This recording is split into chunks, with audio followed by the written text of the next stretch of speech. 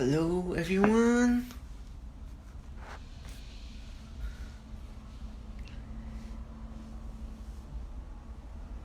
Now we're waiting to get Leigh on.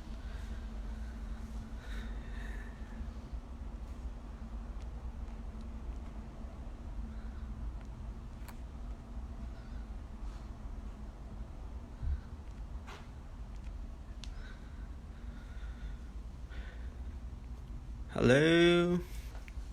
Waiting to get Leigh on and then we can start. Hello. Hold on, waiting for Leigh, invited her, waiting for her to come in, and then we can go live. Hello, Megan.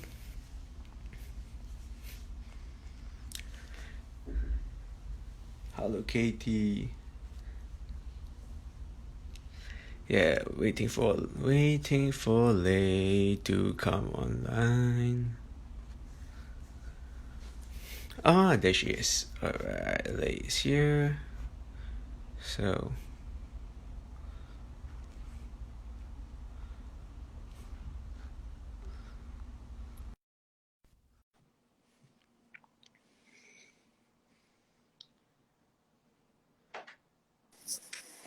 Hi.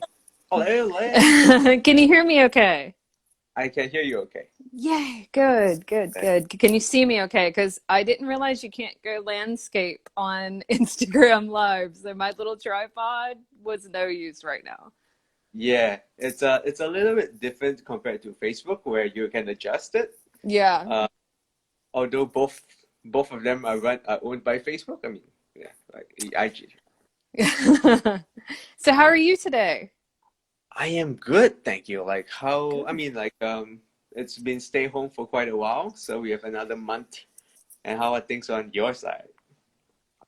Good, good. As I've been telling everyone, which they absolutely just love to hear with eye rolls, not much has changed for me. Mhm. So, yeah, being an introvert and working at home has its advantages during a time like this. My loved ones, thankfully, are okay.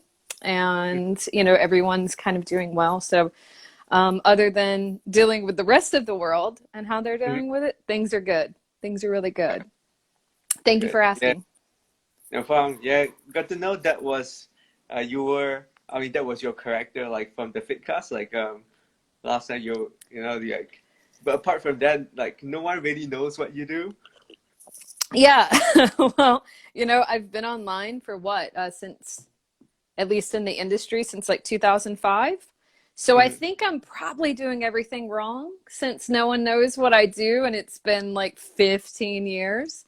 But yeah, I do. I work with clients, distant Mhm. clients. I work with remote clients now. I used to work in person with people, but now I work with distance clients, remote clients. Mhm. And I also write and do the research thing. And I'm finishing up a major release of the book that was the fat loss troubleshoot. So Mhm. I'm doing that. It was actually everything was supposed to kind of come out during this time, but Mhm. that didn't all go so well. So everything's been dialed back a little, and I like to think that I'm like the Fast and the Furious or something like that, or a big superhero movie, and it all has to wait. So that's what I'm rolling with. That's what I'm telling myself anyway. Mhm. So good with your new book. Like I have both. I mean, the other two copies I have your books, and they're good books. They're okay. They're good. Mm. I like the writing of Starve Mode better. I like the research of Starve Mode. Starve Mode is kind of a little mini thesis, really. And I like the work in that one. The Fat Loss Troubleshoot, the core of the book is still really good. It's not as if energy expenditure has changed or anything like that. But I'm if you compare it with what I've done with the new edition, it's Mhm. unlike anything I've ever done and before, and I'm really excited about it. So I think it's probably the first thing that I've written that I can honestly say I'm really like super super proud of and excited to kind of because I'm usually a little bit more reserved Mhm. and not so much in your face buy my thing, like that's not usually my thing, but I'm genuinely excited about kind of throwing this in people's faces, but in a good way. I think it's gonna be really good. I think it's going to help a lot of people, and it's going to be a good price point. It's not going to be expensive. You know, it's going to be really accessible. We're even going to do and try to do multiple languages. Mm-hmm. So I'm just really excited about that. Yeah, nice. Yeah, like I think one of the big market that the fitness industry can get to eventually, I think, is the China market. Because Yeah. yeah, just that like no one readily translate it for them, and even if somebody does translate it for you, you're not sure if the words are correct. I was about So to like, say, you just have no idea, right? You really are putting your trust in the translation's hands on that regard because it's not like it's remotely similar and you can just weed it out. It's just, you know, night and day. Um, but yeah, I'm lucky enough to where due to being online for so long, I really have a lot of people who, granted, they could get me and I wouldn't know it, but mm, I feel really, I have really good trust with them. And I think that the translations of things are going to work out really good. Of course, that's more long tail end of mm, things, but I feel good about it. good. So like I sent you kind of like three questions, but now I think I have three. So I've Okay, six questions. that's fine. Uh, so we're just gonna go through them first. So the first one, if you don't mind me asking, is what are your takes on metabolic adaptation? Well, Starve Road, generally speaking, is the whole book is more or less about metabolic adaptation. Mhm. I was on a podcast once, and one of the first things they said is like, "Oh, so starve mode. You wrote a whole book about something that doesn't exist," and it's like, okay. For one, it's in quotation marks, so the title itself is a little tongue in cheek. But I think one of the interesting things about starvation mode or metabolic adaptation is the constant controversy of whether or not it exists or it doesn't exist, or what takes place in a metabolic sense. And I think one of the easiest ways to say it, and I probably didn't need an entire book to say it, but one of the easiest ways to say it is that in a caloric deficit, in order to lose body fat, in order to go into a place in which that you're catabolizing adipose, like utilizing that storage, you have to kind of be in an adaptive state because it's a transition. You're transitioning energy storage usage. That's really all it is. It doesn't get much more. I mean, it's an amazingly complicated subject from a biochemical standpoint, but it doesn't get much more complicated than that. Instead of utilizing a high amount of your daily needs of fuel and energy sources from an input, you're utilizing more of an energy usage storage from stored. And when you pull and when you go from like a stored fueled standpoint, that changes the gears. It shifts how things are done. There's a different step in the processes that'll take place. And within each of those steps, it is an adaptation that takes place in which that one thing cannot do without the other. And the signaling and the fire of that essentially tells certain aspects of the body to slow down or to decrease output in certain areas and other aspects to ramp up. It's just basic, you know, chemistry that's happening within the body, where I think a lot of the confusion comes in, or a lot of the pointing fingers, is that in more severe situations, longer term deficits, more severe starvations, and things like that, there can be a very heavy increase of those adaptations in which they can move into what I consider almost a clinical, unhealthy, just pure malnutrition state. And that is going to produce a very different amount of effects. It doesn't mean that you still don't burn energy. It doesn't mean you store fat instead of burn it or anything like that. But you're going to have issues with water retention. You're going to have issues with lethargy or a physical apathy that's forcing yourself to slow down so that you make up for energy losses in other places. So these things are all very real. They're all very true, metabolically speaking. I think a lot of the issue is more of how we, as a culture and as people, kind of look at it and what we do with that information.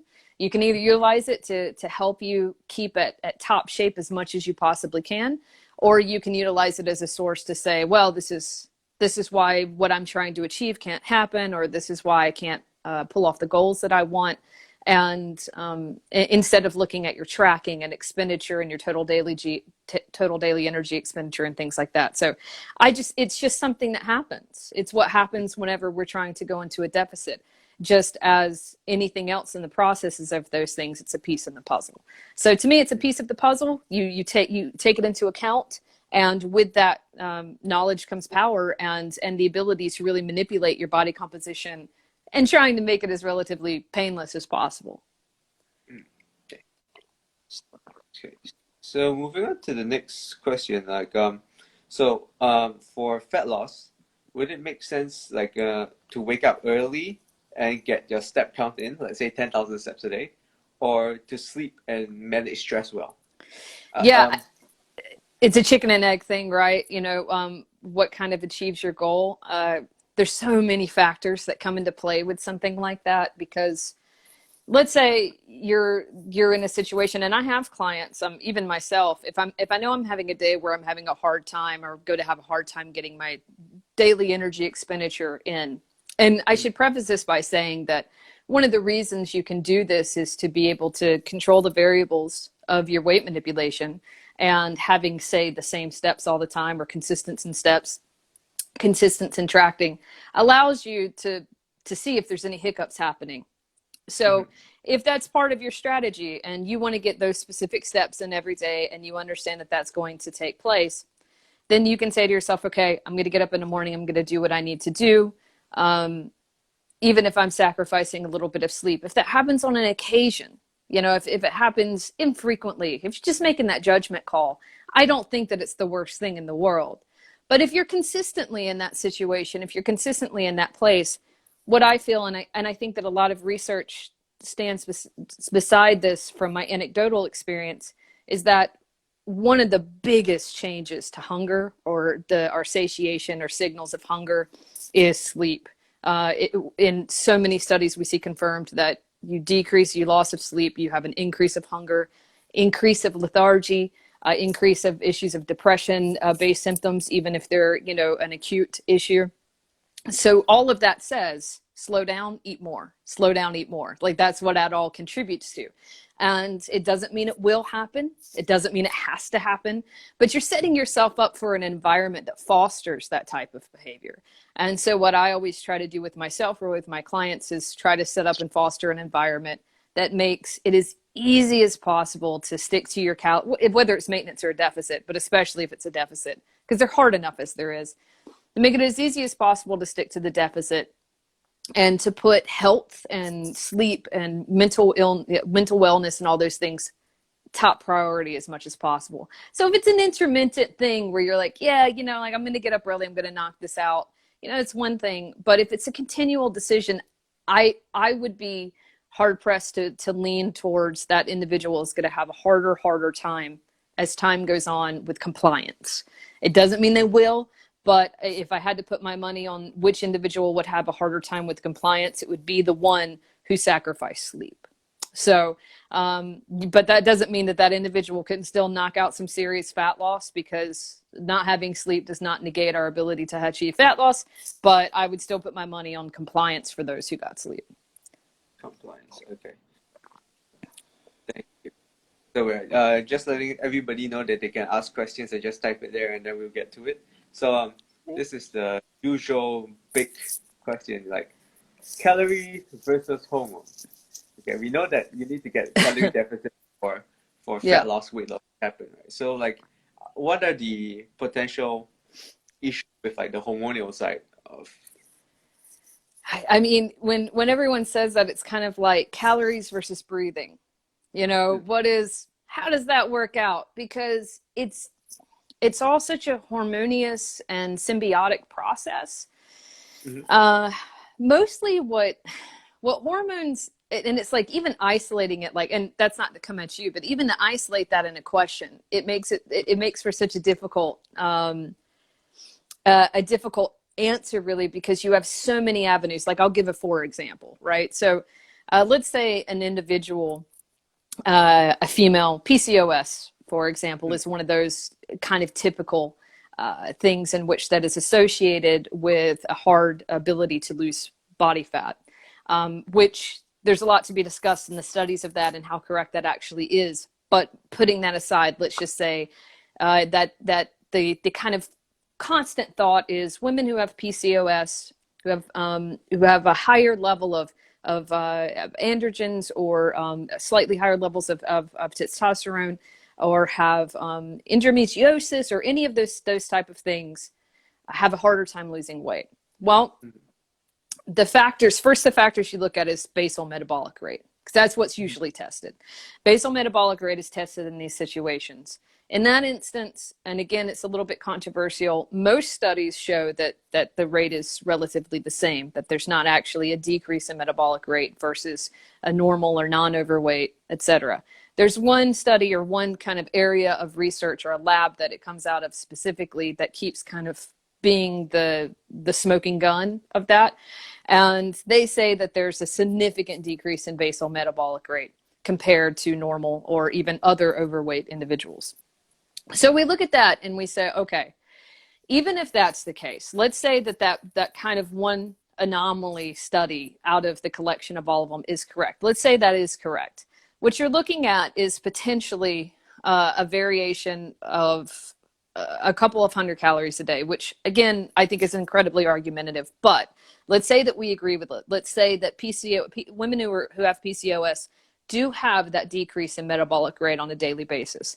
It actually technically has nothing to do with their ability to lose fat on a technical level. And we're talking the adipose tissue, literally quite leaking oil droplets into the body for energy usage. It does not affect that, right?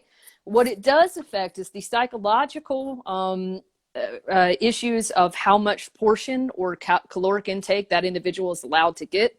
It affects their overall daily energy expenditure into literally just the heaviness or the high number of the amount. It doesn't actually affect their metabolic capacity to be able to convert adipose into just energy usage and then urinate or breathe it out. It doesn't change that. It's just aggravating, and it decreases what someone's ability. And I'm not downplaying it, because I've for personal experience, I had a teratoma, which on my ovary, which essentially made me hungrier than one of like the most 14-year-old boys that having a 6'5" growth spurt. I mean, I could eat everything in sight. So I am not downplaying what it can do to you emotionally, psychologically, or physically. Please understand that. But when we're talking about literally the mechanics of fat loss, right? Doesn't really alter that, but it alters so much our adherence, hunger signaling, our mood swings, depression, anxiety, our ability to stick to our satiation within the caloric allotment that we have. All of those things, it really messes with that function. So within that function, those aren't minor things. That's essentially why people can comply or not comply to dietary habits. And they're kind of a big thing. So if you have individuals, kind of what we were talking about with the sleep, if you have individuals that are doing a great job with compliance due to getting sleep, I would also bet my money that you have individuals who have erratic hormones, guys with lower testosterone, women with an imbalance, or PCOS issues or endometriosis or anything like that. You're going to have people that have a harder time with compliance of sticking to their body composition goals. Not all the time, but we see it collectively. That's where, we try to, whenever we're looking at these studies, we go, okay, well, is it their basal metabolic rate? Is it their total daily energy expenditure? Often, not all the times, but often it's not. But there are other questions that it's like, well, psychologically, what is this doing? And what is this doing with, ghrelin, leptin, hunger signals, things like that, receptors, little peptides, enzymes. At what point, in that process, is it causing a drop in compliance? We don't entirely know that right now. Obviously, that's still a lot of question marks. It's why we utilize antidepressants. It's why we utilize stimulants. We try so many factors to come at this: birth control, hormone replacement. So we come at this from so many factors, but I think ultimately, if you're someone who has an issue with what I would just baseline say abnormal hormone profiles, if you're someone that kind of doesn't fall in the quote unquote normal range of those kind of categories, I would do everything I could as that person to try to, A, normalize that within a healthy range, talking to your doctor and stuff like that. And B, be a lot more compassionate about your ability to comply to a diet, because for you, compliance might be a lot more difficult than for someone else who fits more into that normal category. So hormones are everything. They're everything. And, they're so important, but they still don't negate total daily energy expenditure. It just can make it one of the most difficult things in the world to deal with, which is not to be ignored. Got it. Yeah. Next one would be, what are your views of the importance of electrolytes?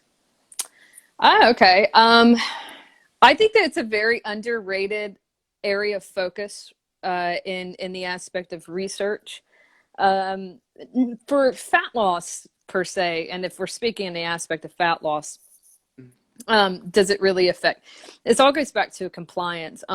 It can whenever we're in a fat loss state, we have a tendency to take from the body. That's what we do. We take from fat, we take, lean body mass, we take from stored vitamins and minerals. We take from our bone, which is why osteoporosis can be an issue for long-term, anorexic nervosia patients. We take and electrolytes, vitamins, all of those types of things. That's all part of the makeup of who we are physically. So when some individuals, when they say, oh, nutrients, vitamins, minerals, all that kind of stuff, it's just completely irrelevant.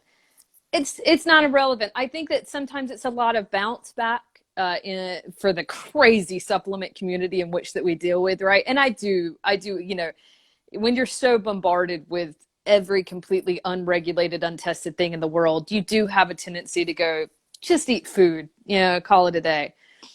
But there are a lot of individuals that find, for example, they go into a deficit and for whatever reason, they become more deficient in magnesium or more sensitive to vitamin B12, these type of things, and it can throw off the balance of their energy levels. It can decrease their sleep, increase, leg cramping, performance, stuff like that. So for me, one of the most important things that I always talk about with my clients is I try to tell them, during this time, and it's not just something you're supposed to say in a disclaimer, I really do mean it. You should be consulting with your doctor or an online telehealth, whatever, just someone, that kind of can watch your labs a little bit. And if you're really trying to land at that ultimate level of performance, I think one of the areas that you can manipulate is during that time and process in which that you are going into a deficit.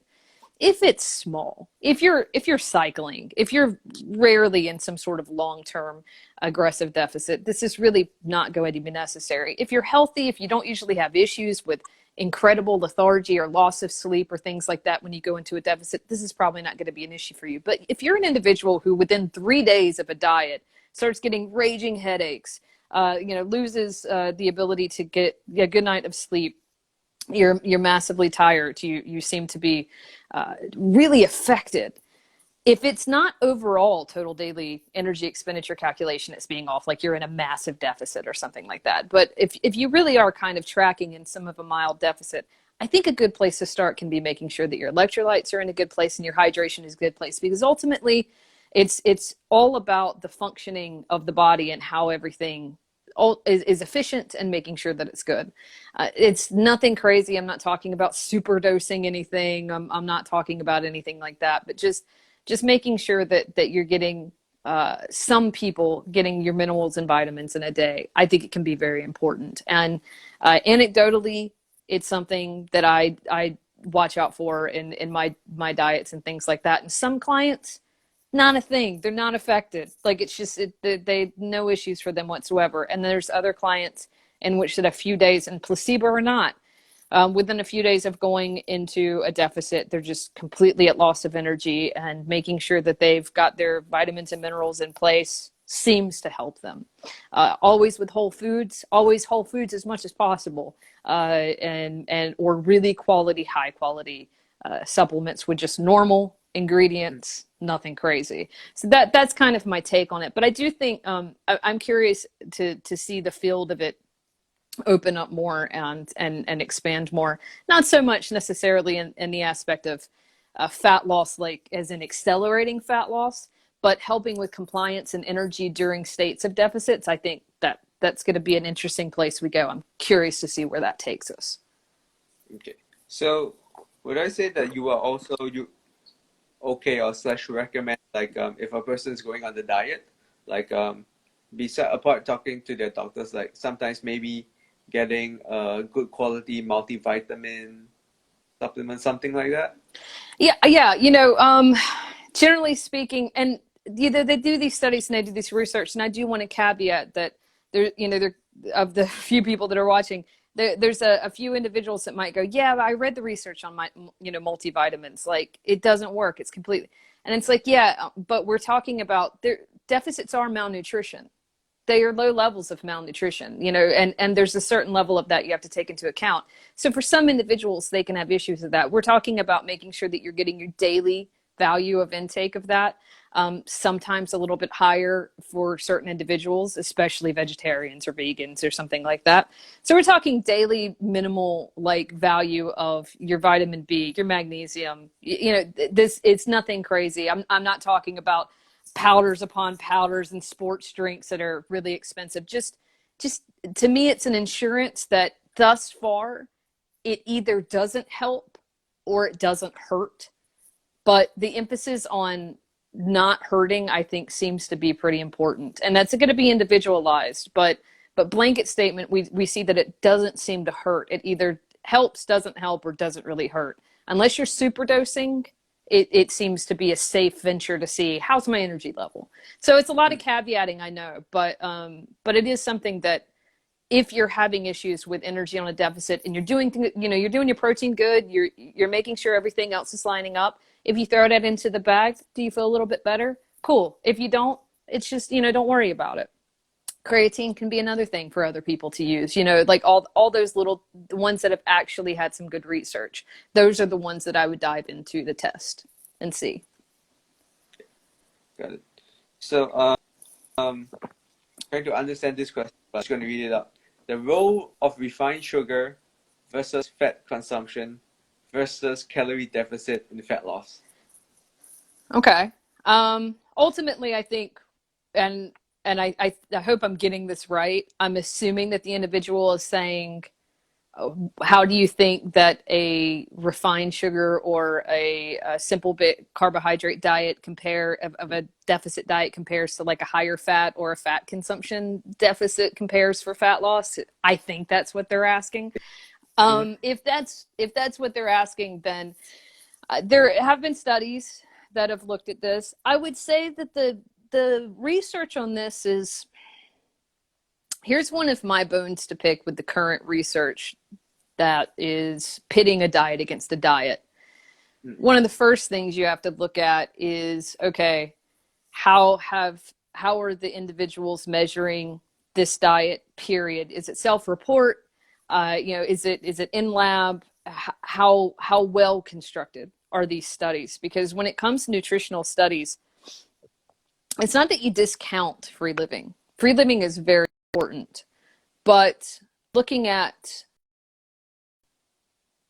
what works on this level. Okay, so we're going to play sugar off of fat. When you're looking at those type of level and you're playing with macronutrient games in a lab setting or in lab results, as far as that's concerned, you really want to get into minutiae of the details, and you want to see how the body responds. You want to see what lean body mass is lost, right? You want to see, is it fat that's lost? Is it lean body mass? You want to look at all those variables of things and see, okay, what takes place? Is this diet have more of a probability for loss of glycogen, sodium, decrease, all these kinds of things that play a lot of water games, which if you, for example, restrict refined carbohydrates, you're going to see a decrease in glycogen retention, and you're going to see an increase in lean body mass loss in studies. But if you're only measuring weight, just weight, if you're not measuring the difference between weight and body fat, those type of things, which is a very hard thing to measure, accurately, and even those machines that measure you have to take into place. So you have to pit all of those things next to one another. When we've pitted that the best we can, and there's not a lot of studies that have pitted those things very good together, we don't see a large significant difference in it. There and if I remember correctly, there was one that just came out, and I want to give the exact numbers, but it gave it to the sugar as a little bit of an advantage versus the fat. But it's still really small. It's still a very non-significant. I mean, I assure you, some people will cite it as significant, but it's pretty small. So even if we have all the studies line up in that instance, we have to go, okay, so with everything looking at it, it kind of seems to be one can win here, one can win there. It all evens out.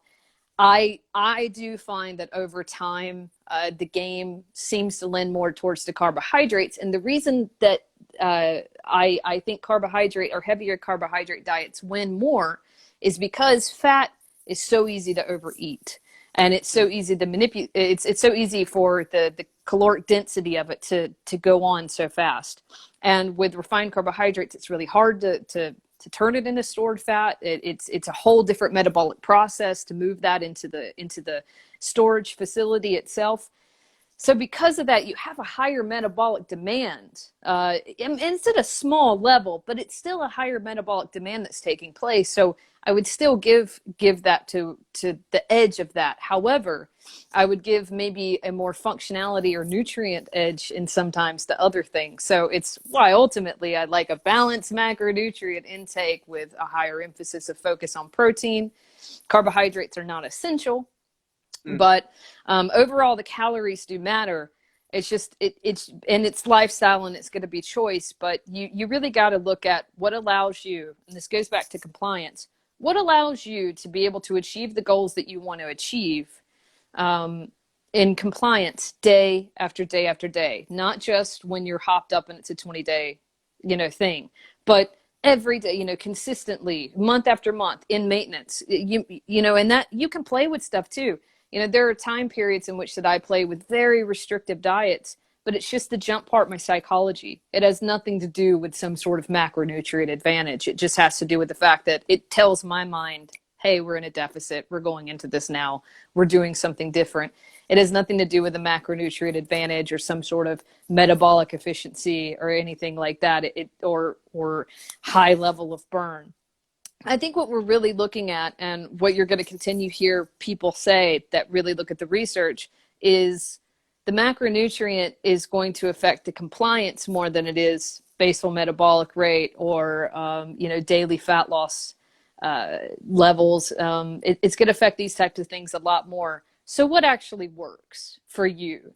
And if restricting carbohydrates works for you, great. If restricting fat works for you for a period of time, great.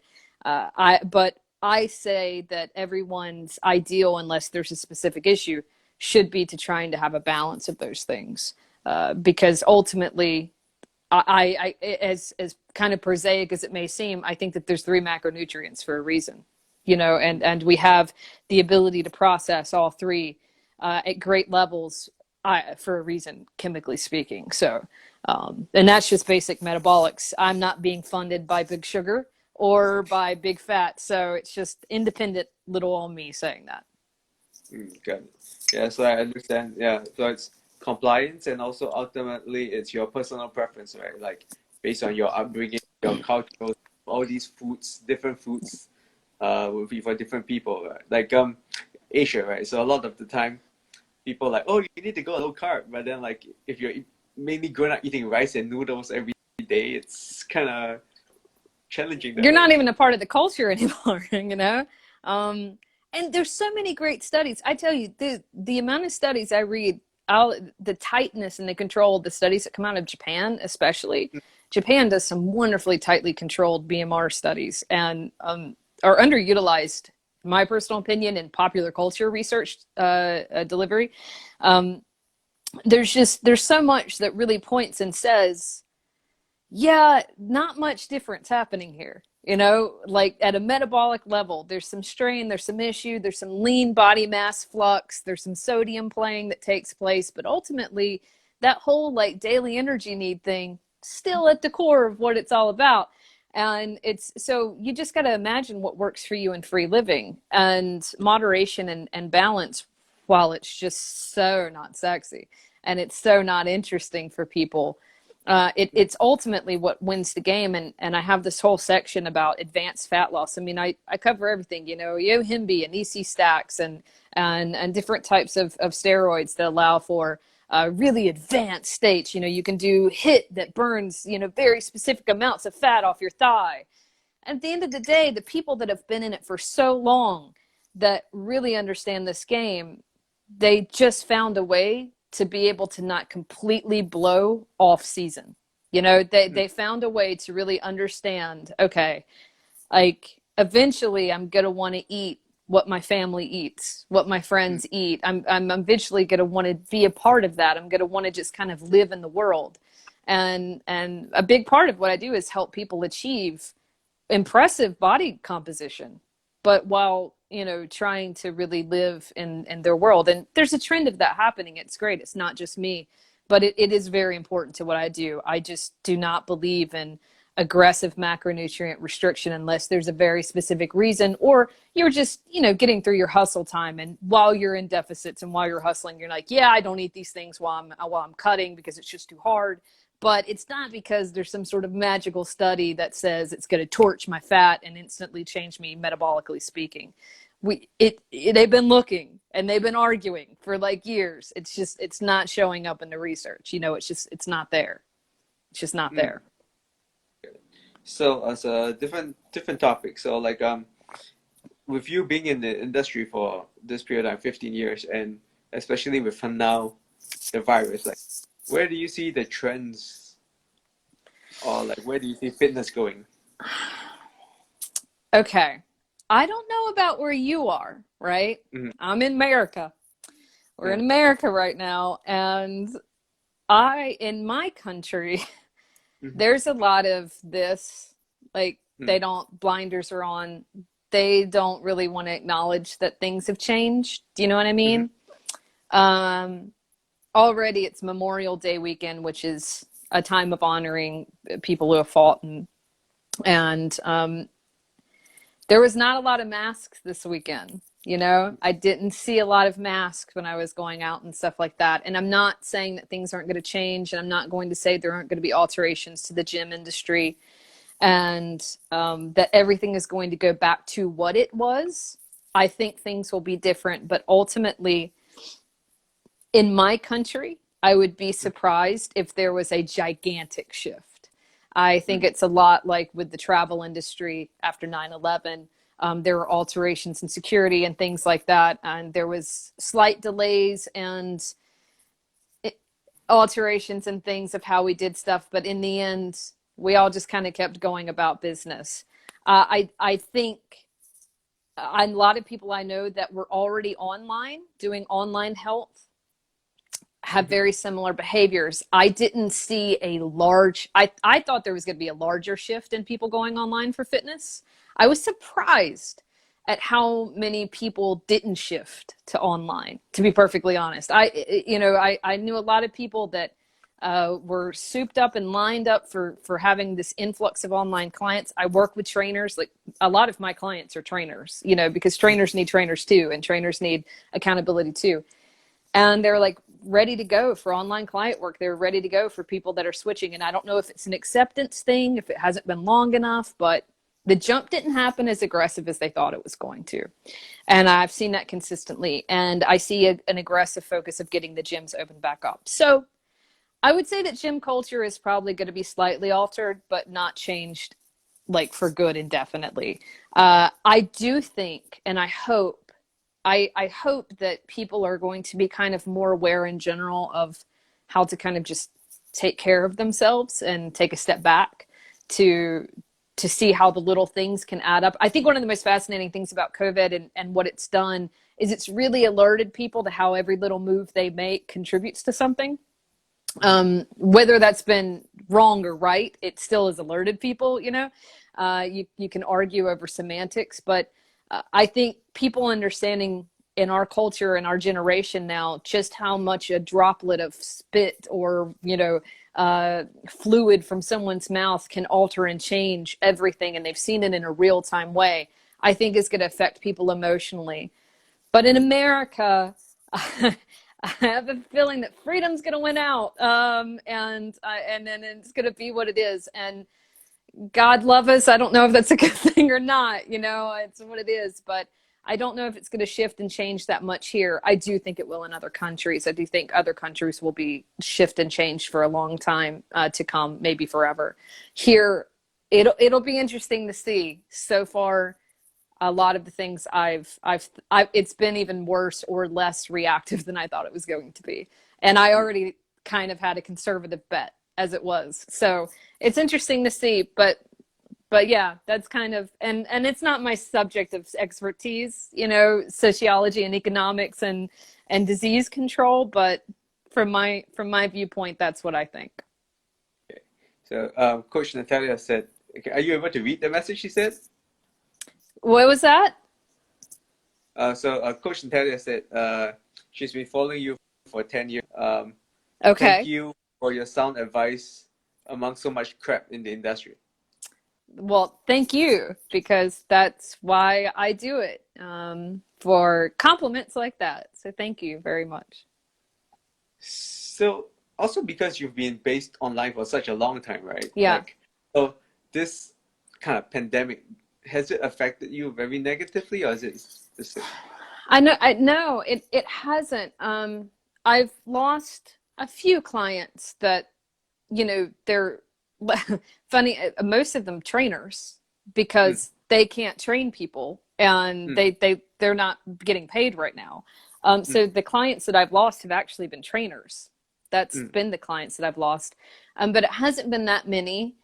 I don't know. One, I have a scaling payment plan. So I do a lot of the work up front. A big part of what I do is I get to know you. I get to know your ins and outs. We kind of set game plans and then we go to work. The first few months are intensive. After that, it's a lot of the same, changing up little things, keeping up an accountability. So I scale my prices. I always have. I've scaled my prices to basically the less you need me, the less you have to pay. And I've always been very logical with that. I reward loyalty. I reward people who have been around for a long time. I don't milk people for what they're, so I've always had a scaled thing. I've always had when people find me, they found me through reading my work, listening to my podcast. They know who I am. It's not like you land on a random page, you take a quiz, and then you get matched up with me through a thing. So it's already a pretty personal experience working with me. By the time you get through all the stuff, you kind of know what I'm about. And I think that might be one of the reasons that it hasn't affected me very much, because it's literally just been a matter of people have money or they don't.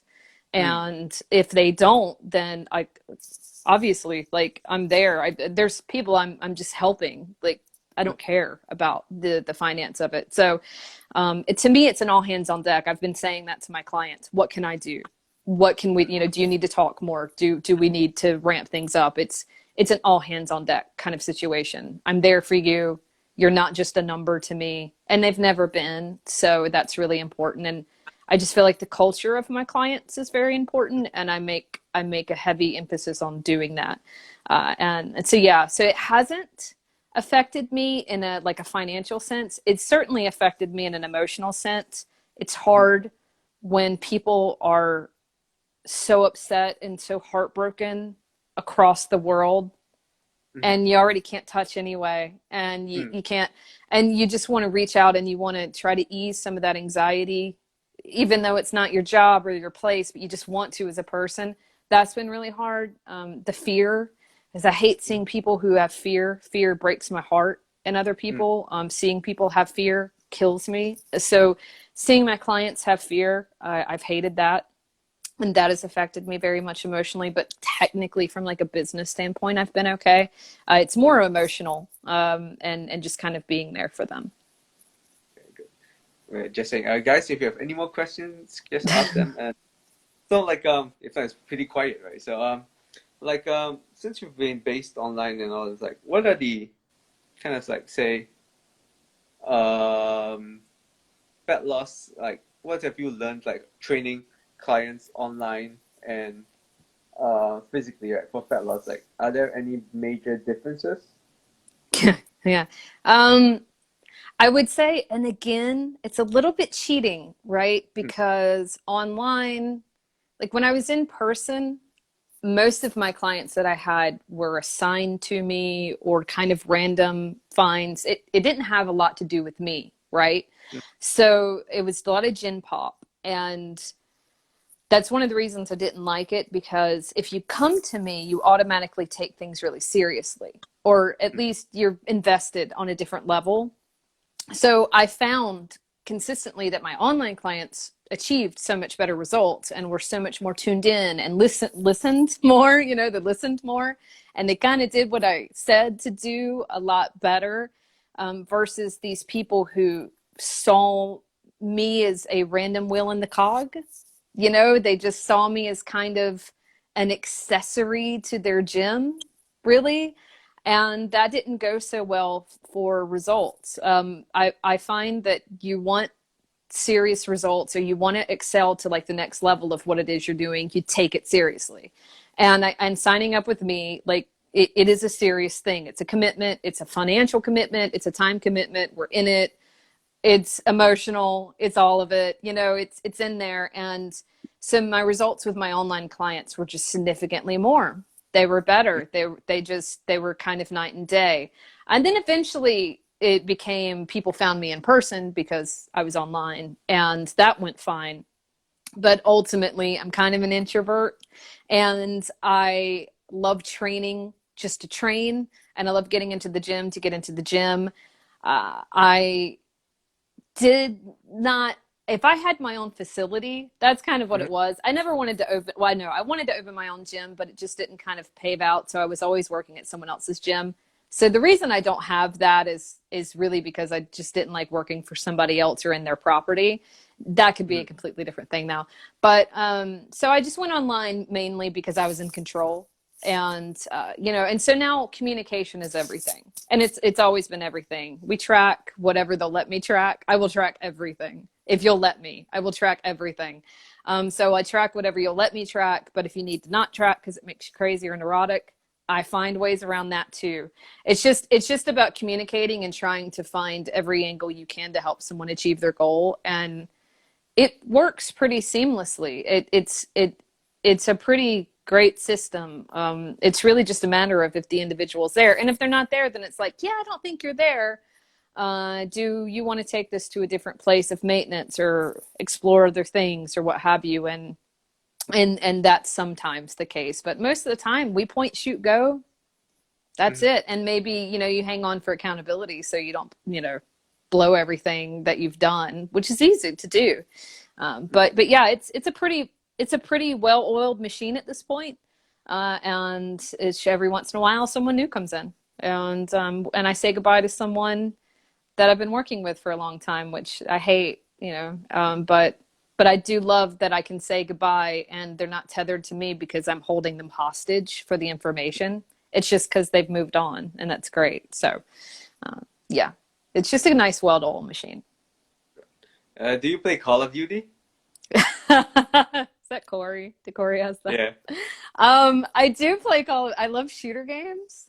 They really Okay. relax me. I don't know why. I love killing Nazis the most. I Okay. love I love Nazi games. I love killing the Nazis. I think I probably own every shooter Nazi game there is to own. But yeah, I do Call of Duty. I do the Tom Clancy's. I do the Splinter Cells. I do Metal Gear. I do all of them. I love shooter games. I don't know why. They bring me calm, and I don't play a lot. I'm not crazy in it, but I don't know what it is when you've been like writing all day and researching. It's just okay. I'm going to go and blow up like some Nazi heads. I'm going to go snipe now, which is so unhealthy. I know that it's probably doing something terrible to my psychology, but yeah. So I do. I love Call of Duty. I love shooter games. Okay. Yeah. He said that you didn't answer his question, so Well, I didn't answer it. Like Yeah, before you I d- and okay. all of. Yeah. Yeah. All right. So there's one more um do you find like I mean like sometimes we find training or dietary stuff for vegans or vegetarians more challenging? Oh Like yeah. what are your recommendations for like working around? Yeah, I mean, here's the thing. I am a diehard vegetarian. Mm, I would be I would be a vegan, but I really am healthier getting in some animal products, and I do the best I can to contribute to ethical companies that are work on generating lab developments. And it's for me, it's an emotional thing. It's just a personal mm, emotional thing. That's it. It has nothing to do with health. My health would probably, and I say this, but my health would probably be better if I wasn't a vegetarian. I'm just going to be honest with you because my body really likes meat, mhm, but my emotions do not.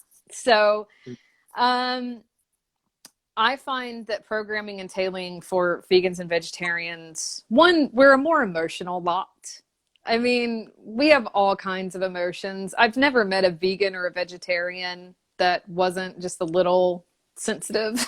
So already you have a lot of that going on, and there's like compliance and body manipulation needs based upon just a good, simple psychology of that. So there's those issues. And then there are some vitamins and minerals that tend to run a little bit lower consistently in vegans and vegetarians. There's a lot of research and studies that show that mental health issues are worse for vegans and vegetarians. How much of that is due to deficiency or how much is it due to the fact that we're insanely sensitive, anxiety-ridden creatures? I don't know. There's way too early. It's way too early to say, but there is research that shows that being deficient of certain vitamins and minerals can lead to certain types of increases of anxiety and depressions and things like that. And generally speaking, if you're having issues with depression or anxiety, dietary compliance and training, not necessarily at the top of your game sometimes, and it becomes a what would I rather do game of thing. So, vegans and vegetarians, especially when they're in the bodybuilding and athletic community, a lot more complicated. The runners that I've worked with, they usually just keep going and going and going, and you have to try to get them to eat. And getting them to eat is kind of a difficult thing. But the bodybuilders and the athletes have, I find, some of the hardest time with that. So that's more of a compliance standpoint. There's all kinds of arguments about protein intake and what is complete, and if you can get muscle if you're yes, you could totally get muscle if you're a vegan vegetarian. You can totally be strong. You can be awesome. It can be great. That's not really an issue. But anecdotally speaking, from everything that I've seen, I do find that as a client population, they're a little bit more challenging, and I include myself in that. So that's not picking on anyone. It's just I think that it does pose more difficult of a challenge, especially when the selection is due to ethic or emotional choice. okay, got it. So two things. Rhino Mike says that he's been following you for 10 years, and then Corey asks, "Are you in Call of Duty? Are you a camper or do you run in guns blazing?" uh, Depends on my mood. Oh, first, Okay. and thank you for following for 10 years. That's amazing. Um, yeah, it depends on my mood. Or kind of what happened that day. Sometimes I really like to stalk and just lay low and wait and be really patient and then attack and do all my stuff. And then sometimes I have absolutely no patience. My impulse is gone. And it's kind of like people that I'm one of those people that if I play Mortal Kombat or Street Fighter or something like that, I'm hitting the buttons over and over again, and I'm playing against some guy that's like, "What? I know left, left, right, A B combo," and and I'm just sitting there, I'm hitting buttons like as absolutely fast as I can. I'm breaking sweat, like I'm about to die, but I win, and they're so mad. They're so mad because they spend so long understanding the perfect combinations of all these different things, and I just come in smashing buttons. They hate me. So sometimes I'm in that place and I just end up bypassing any sort of sneak, screw my creep, and just do my thing. But sometimes my cheese a little bit, it's better and I'm in a good place and I've probably done my Calm app or something and I'm fine with stalking, sneaking up behind, and doing like a takedown. So just it's really my mood. It's really my mood, Corey.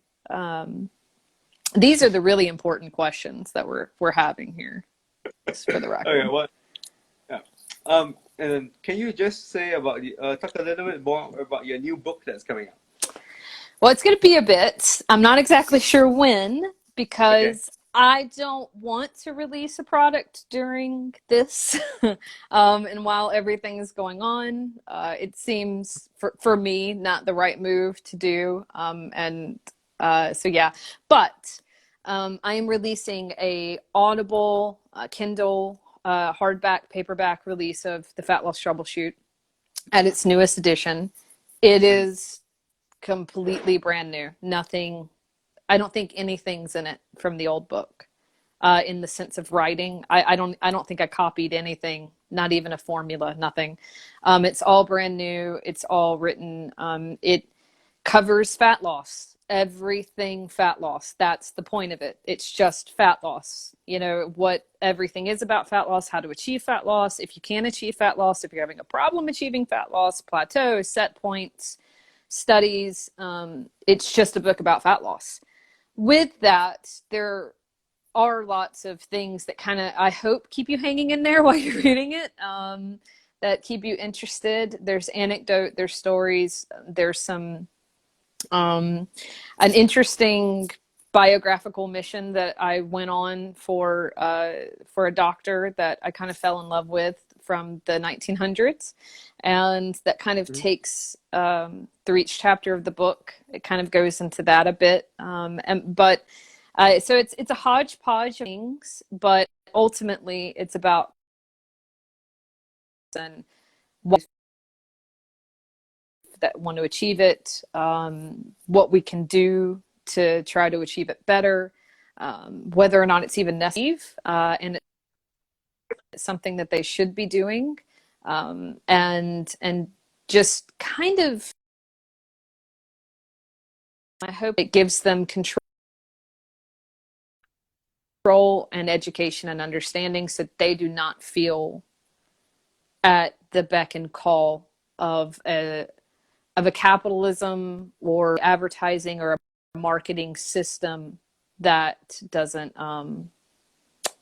help them. It's just so they feel like they have control, and like there's no more carrot and stick happening. There's no more Mm. things being dangled in front of them. That's the goal. And so yeah, it's really to educate and to be the ultimate resource for people who need to lose fat. And I feel that it really does that job. I hope that it really does that job for as many people as possible.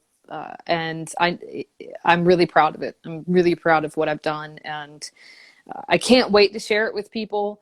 I am still changing things since now I have some time, which is Mm. insane, and I shouldn't be, but why not? I'm picking at it, but I can't wait until it's out. I'm really excited about it being out. Yeah. I understand how you feel. Like when I was writing the book, it's like you put it away for a while, and then you take back the laptop again, and you start editing, and then you take it away. Yeah.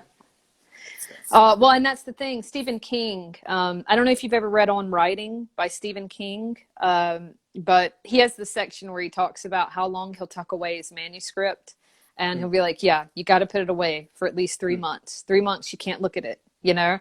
And I'm like, "God, 3 months, you know." And he's like, "But when you pull it out in 3 months, it's going to look like an entirely different book." And there are chapters that I hadn't looked at for so long, and I looked back at, and I was like, "Oh God, that writing right there, it doesn't sound as mature as I thought I was being cute, you know, or I thought that I was being clever, but no, you know." So I kind of can't help but just I'm nitpicking at things, and you know, I read a new study, and I'm like, oh, this would articulate it so much better. I want to use this, and so yeah, that keeps happening. So hopefully someone will just take it away from me at some point. Once I Mm. read it, I haven't read it yet. So once I read it in the audio thing, I'm like, that's it, hands up, like can't touch it anymore. So that's really what'll save me. It's just reading the book, reading it. That'll be what saves me. So before we end, like because like the IG live is normally 1 hour, so I just see that we're closing to the time. Like Okay. where do people find you? LeighPeele.com. There you go. Very simple. LeighPeele.com. Yeah. You can Okay. sign up for updates there. That's, take that. I'll take it from there. All right. So yeah, 1 minute 55 seconds left. Anything else you would like to say? Thanks for everyone who came and hung out and asked me questions and just supports me and are awesome people. And thank you for having me.